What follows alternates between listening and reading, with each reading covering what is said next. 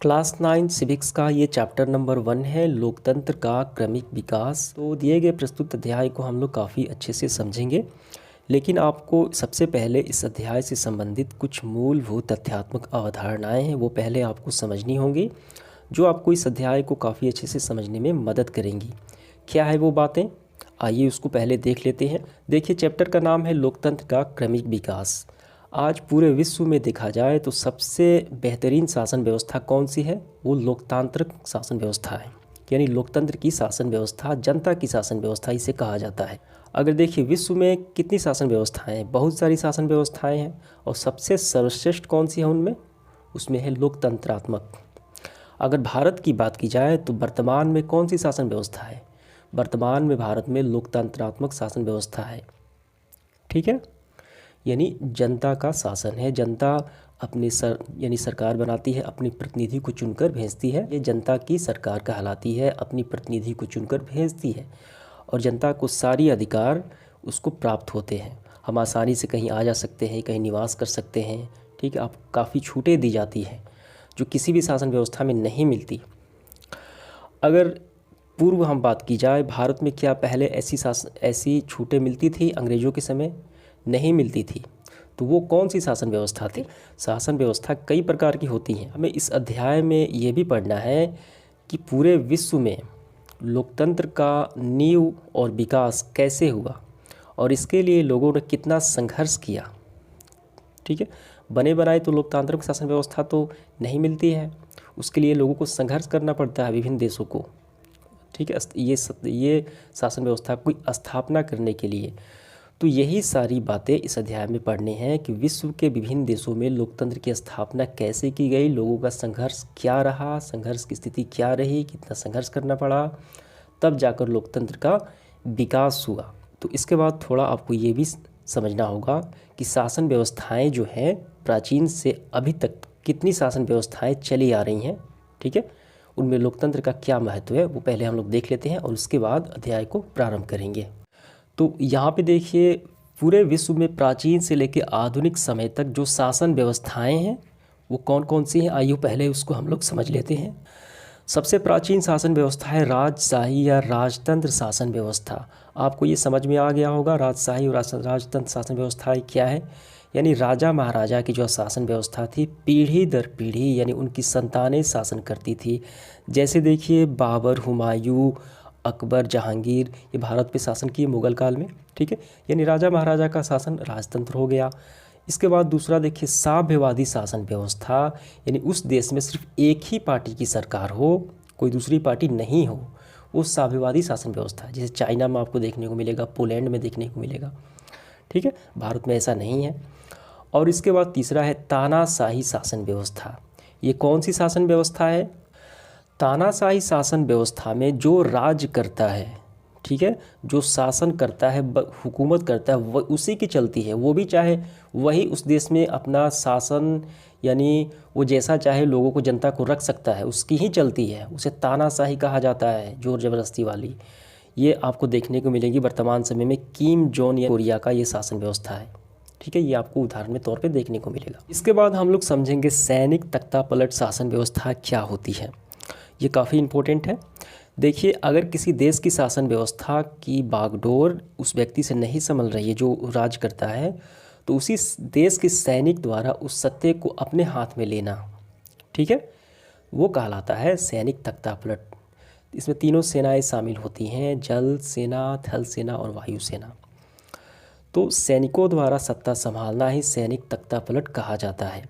और ये आपको कहाँ देखने को मिला? तो ये वर्तमान समय में देखिए, यहाँ पे 1999 में जनरल परवेज़ मुशर्रफ, जो पाकिस्तान के प्रधानमंत्री, ठीक है, परवेज़ मुशर्रफ ने पाकिस्तान प्रधानमंत्री नवाज शरीफ का तख्ता पलट करते हुए सैनिक शासन की स्थापना की। यानी उसी देश के सैनिक द्वारा वर्तमान सरकार को ख़त्म करना कहलाता है सैनिक तख्ता पलट। और इसके बाद आखिरी में आता है लोकतंत्र।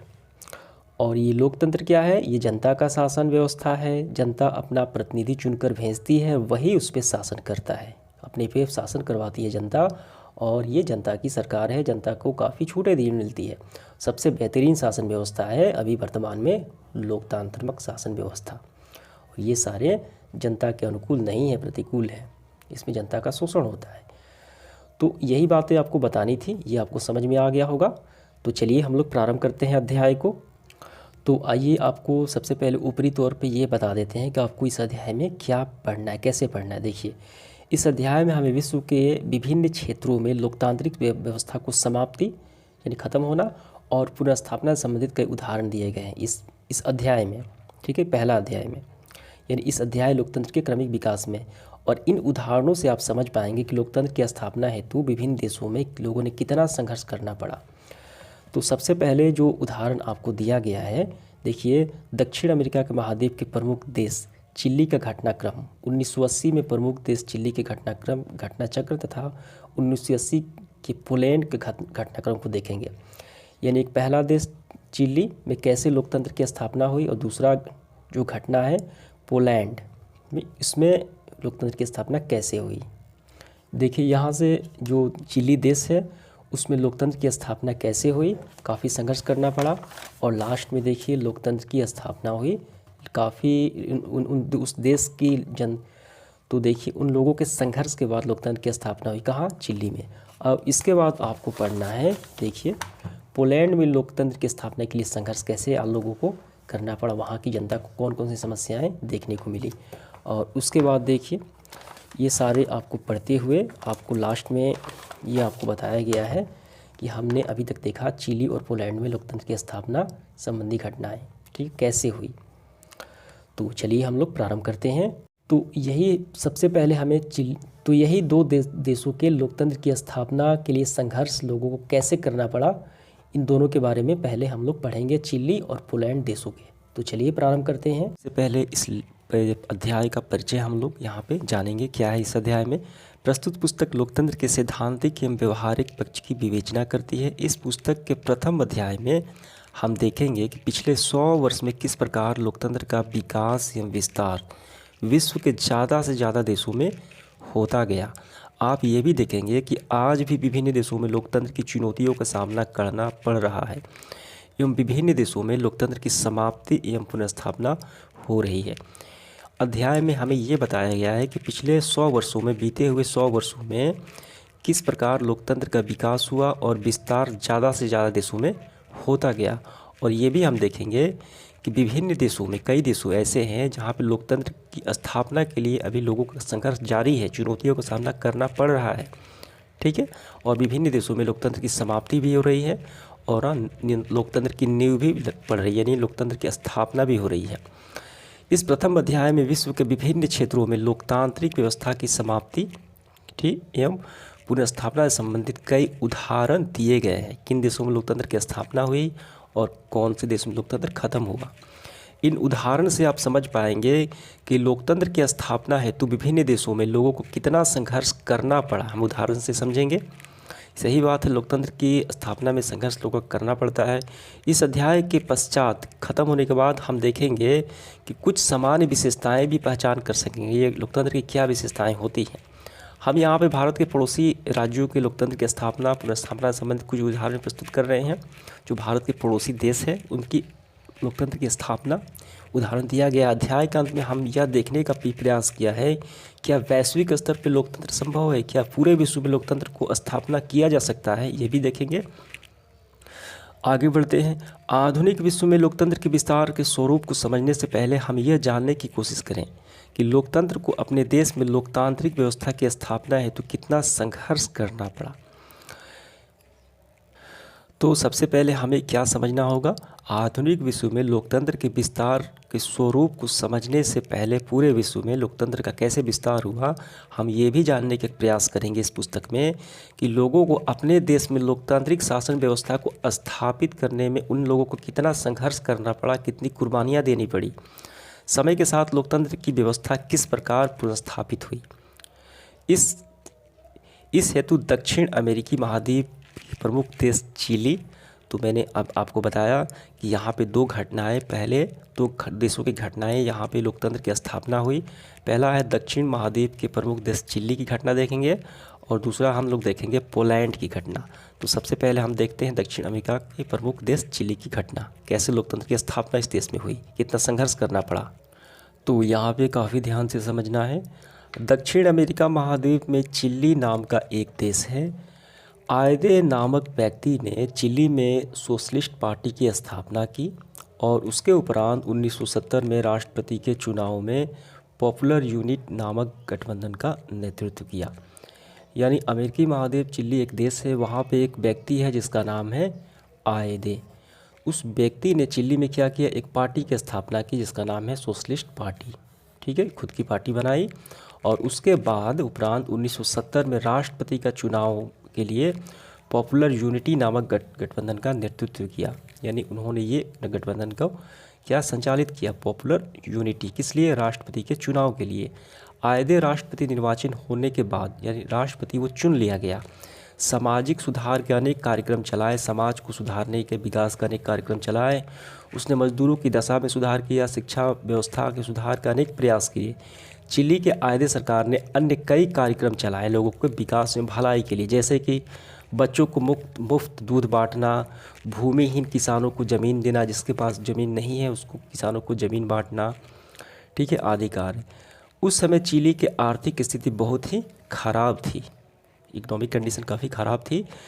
तो इस समय विदेशी कंपनियां जो थे देश में तांबा जैसे प्राकृतिक संपदा बड़े पैमाने पर देश से बाहर ले जा रही थी। आर्थिक स्थिति ख़राब थी, लेकिन उसके बावजूद भी जो कंपनियां थी विदेशी, उस देश से, किससे, चिली से, जो तांबे के खदान होते हैं, तांबा उससे देश से बाहर ले जा रहे थे प्राकृतिक संपदा, ठीक है, ब्लैक मार्केटिंग कर रहे थे और काफ़ी मुनाफा कमा रही थी ये कंपनियां। राष्ट्रपति जो था सल्वाडोर आयदे ने, यानी उनका पूरा नाम क्या था आयदे का, उस व्यक्ति का, सल्वाडोर आयदे ने विदेशी कंपनियों को इन कृत्यों का विरोध किया। उन्होंने मना किया को करने के लिए विरोध किया। चिली के चर्च जमींदार वर्ग, यहाँ पे ध्यान देना है, चिली के जो चर्च थे, जो जमींदार वर्ग थे, अमीर लोग ने तथा कई राजनीतिक दलों ने राष्ट्रपति के इन सुधार कार्यक्रमों का विरोध किया और उनके विरुद्ध षड्यंत्र में शामिल हो गए। यानी चिली के जो व्यक्ति थे, ठीक है, तो वहाँ पे जो कौन से व्यक्ति, चर्च जमींदार अमीर लोग, ये राष्ट्रपति कार्य से क्या थे, वो खुश नहीं थे, वो नहीं चाहते थे कि उस देश का विकास हो, उनका विरोध करते थे, ठीक है, और उसके लिए उनको हटाने के लिए क्या करने लगे, षड्यंत्र रचने लगे ये लोग। तो क्या हुआ आगे देखिए यहाँ पे। तो फलतः यानी परिणाम स्वरूप 11 सितंबर 1973 को नौसेना के एक समूह ने चिली के एक प्रसिद्ध बंदरगाह पर कब्जा कर लिया। ठीक है, उसी देश के सेना ने तो एक प्रसिद्ध बंदरगाह पर कब्जा कर लिया स्थिति को। देश के रक्षा मंत्री को सेना ने गिरफ्तार कर, यहाँ पे ध्यान देना है, देश के रक्षा मंत्री जो बने उनको भी उसी देश की सेना ने क्या कर लिया, गिरफ्तार कर लिया। सेना के अधिकारियों ने रेडियो के माध्यम से राष्ट्रपति के पद छोड़ने को कहा और वो ब्लैकमेल करने लगे कि आप राष्ट्रपति के पद छोड़िए तभी हम रक्षा मंत्री को छोड़ेंगे। राष्ट्रपति आयदे ने इस्तीफा देने या देश से बाहर जाने से इनकार कर, उन्होंने साफ मना कर दिया राष्ट्रपति पद छोड़ने और देश से बाहर जाने से। सेना कुछ करती इस प्रकार, पहले ही उन्होंने रेडियो पर देश के नाम अपना संदेश दिया, जिसके कुछ अंश इस प्रकार हैं। तो उस सेना के लोगों ने रक्षा मंत्री को किडनैप किए थे और अपनी मांगे मनवाने यानी राष्ट्रपति को पद से हटाने के लिए जो क्या संदेश दे रहे थे, तो यहाँ पे देखिए ये अंश है उनके द्वारा। मेरे मुल्क के मेहनतकश मजदूरों, चिली और उसका भविष्य बहुत ही अच्छा है। इस बात का मुझे भरोसा है कि जब देश द्रोह करने वाली ताकतें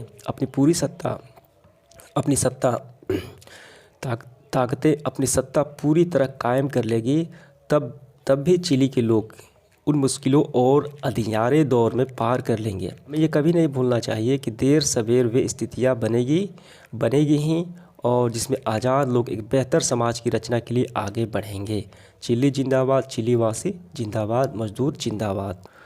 तो जो नौसेना के जो समूह थे तो वो इस तरीके से लुभावने जो भाषण दे रहे थे, ठीक है, तो वो संदेश दे रहे थे कि मेरे मेहनतकश मजदूरों, चिली और उसका भविष्य अच्छा है, देश का भविष्य अच्छा है और जो मुझे पूरा भरोसा है जब देशद्रोह करने वाले ताकतें पूरी तरीके से सत्ता पर कायम कर लेंगी, यानी देशद्रोह यानी उस पर कब्जा कर लेंगी, तब भी उस मुश्किल के अंधियारों से भी लोग पार कर लेंगे और एक समय ऐसा भी आएगा कि लोग आज़ाद हो जाएंगे और एक बेहतर समाज के लिए आगे बढ़ेंगे। चिली जिंदाबाद।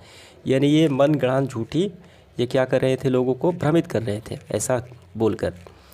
वे आखिरी शब्द हैं और ये मेरे आखिरी शब्द हैं और मुझे पूरा भरोसा है कि मेरी कुर्बानी बेकार नहीं जाएगी और मैं महाअपराध कायरता और देशद्रोह के खिलाफ एक नैतिक सबक बनकर मौजूद रहूँगा।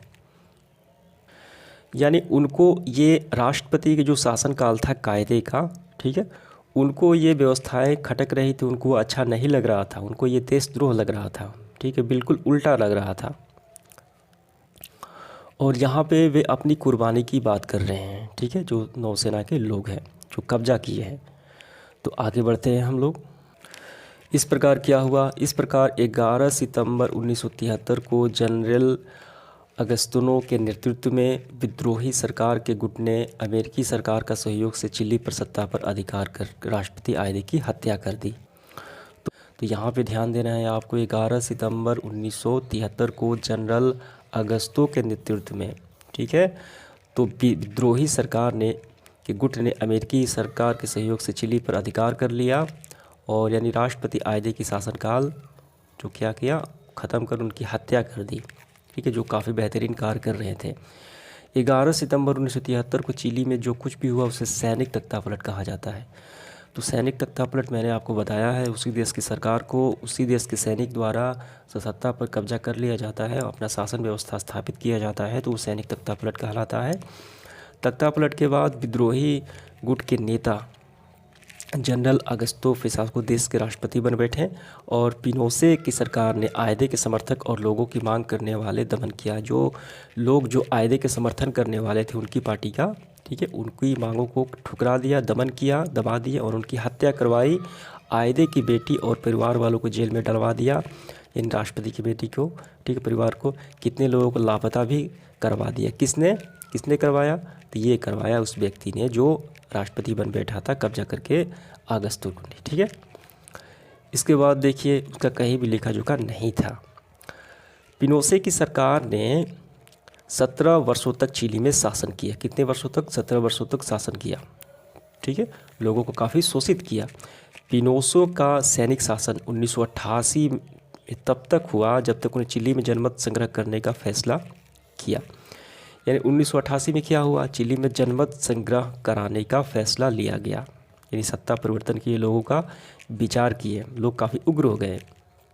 जनमत संग्रह मतलब लोगों का इकट्ठा करना, जब लोग सलाह से इकट्ठा करेंगे, ठीक है, अपना क्या बनाएंगे, समूह बनाएंगे, धरना प्रदर्शन करेंगे, तो वही हुआ। जनमत संग्रह ने पिनोशे की सत्ता को देश की जनता ने भारी बहुमत से ठुकरा दिया। इस प्रकार, ठीक है, जनमत की जब संग्रह हुआ तो उन्हें सत्ता से जो सरकार थी उनको ठुकरा दिया और इस प्रकार चिली में जनता ने देशद्रोह करने वाले अपराधों को सजा दी। जो देशद्रोह से करने वाले अपराधी थे उनको सजा दी, ठीक है, जनता ने। और इस प्रकार चिली में लोकतंत्र की पुनः स्थापना है और लास्ट में क्या हुआ, लोकतंत्र का स्थापना हुआ। तो अभी तक चिली में कितने बार, यहाँ पे देखिए मिसप्रिंट है, यहाँ पे 4 बार ही होगा।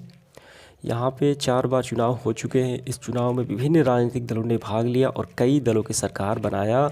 अब चिली के शासन में सेना की भूमिका समाप्त हो चुकी है। वर्ष 2006 में जनवरी में राष्ट्रपति के चुनाव में चिली के पूर्व वायुसेना अल्बर्टो विसेगल, जिनकी हत्या 1973 विद्रोह के दौरान कर दी गई थी, उनके पुत्र विशेले की विजयी रहे और आज चिली में एक लोकतांत्रिक देश है। इस प्रकार स्पष्ट है कि लंबे संघर्ष के बाद ही इस प्रकार स्पष्ट है कि लंबे संघर्ष के बाद ही चिली के लोगों को देश के लोकतंत्र का स्थापना कर दिया गया।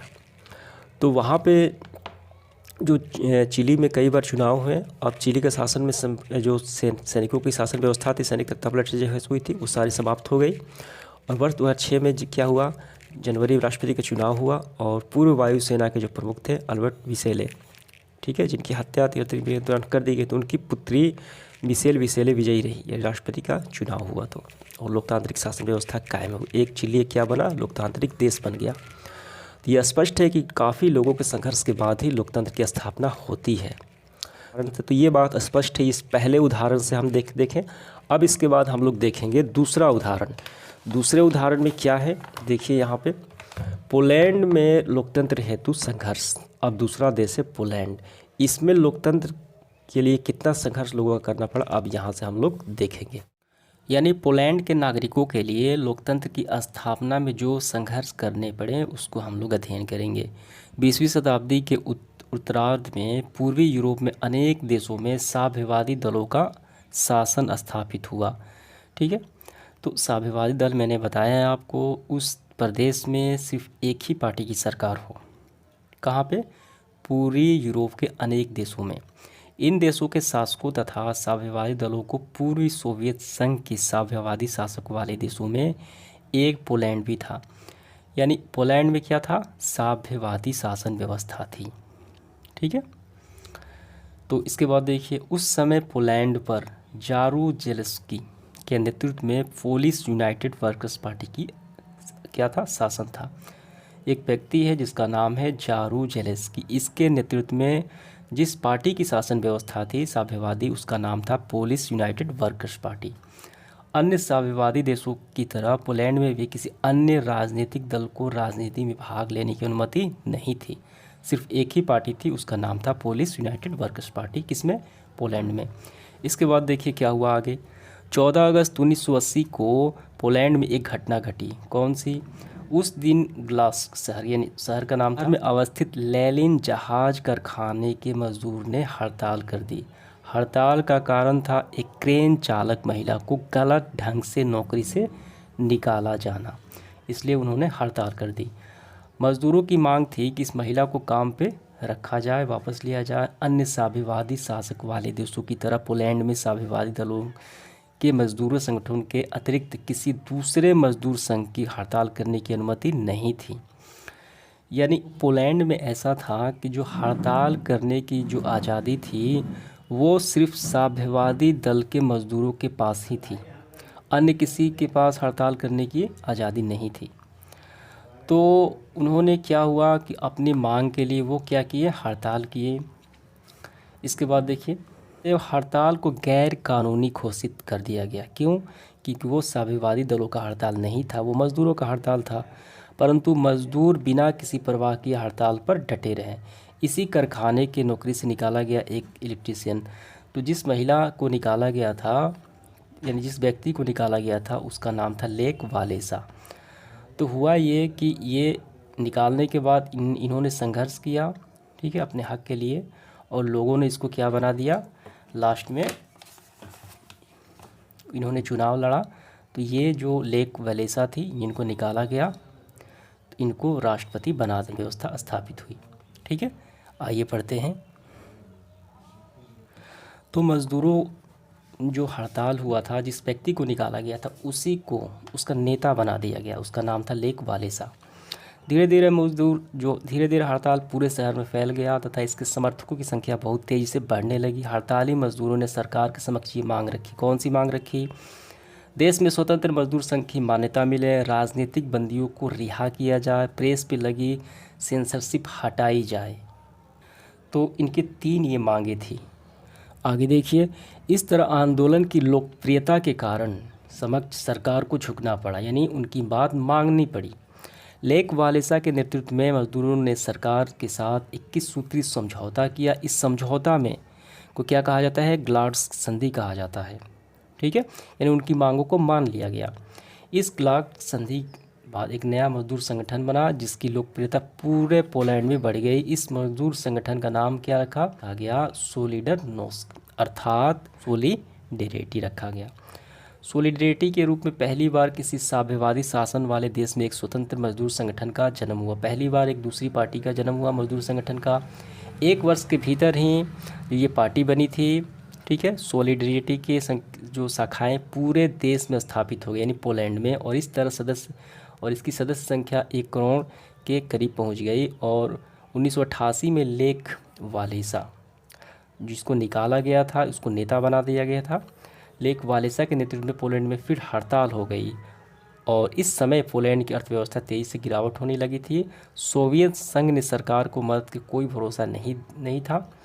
ठीक है, हड़ताल के बाद पोलैंड की साम्यवादी शासन के कुप्रबंध और भ्रष्टाचार के किस्से सामने आने से जनरल जर्स्की के नेतृत्व वाली जो सरकार थी, समक्ष संकट बढ़ने लगा। जो साम्यवादी सरकार थी उनके सामने हजारों संख्या में सोलिडेरिटी सदस्यों की जेल में डाल दिया गया।